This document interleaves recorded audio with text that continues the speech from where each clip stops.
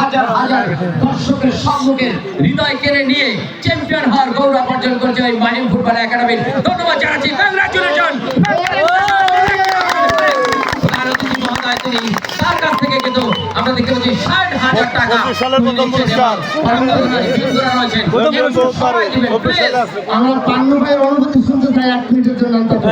পান্নু ভাই শুধু ফরিদপুর থেকে আসছেন, এই মর্যাদার লড়াইয়ে এত দর্শকদের সামনে চ্যাম্পিয়ন হলেন, আপনার অনুভূতি সংক্ষেপে একটু বলুন। কি প্রথমেই আসলে ধন্যবাদ দেই সুন্দর আয়োজন করার জন্য।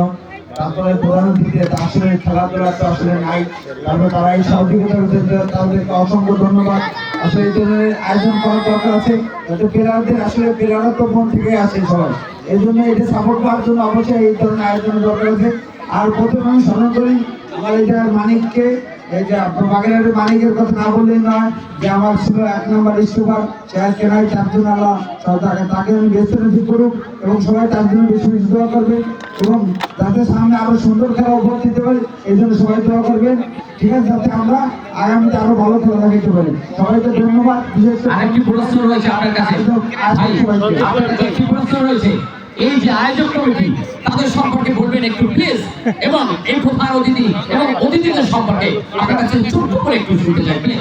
অবশ্যই আয়োজন যারা করছে তাদের অসংখ্য ধন্যবাদ।